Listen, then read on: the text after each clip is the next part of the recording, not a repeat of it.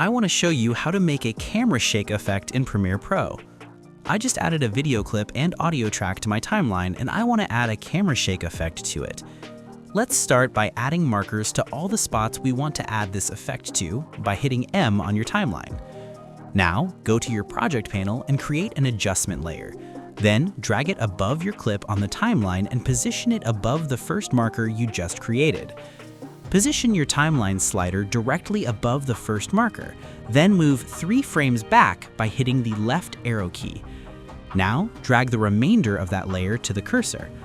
Now do the same for the other side. Move ahead 6 frames and then drag the rest of the layer to the cursor. Again, go over to Effects and find Turbulent Displacement and drag it on top of your adjustment layer.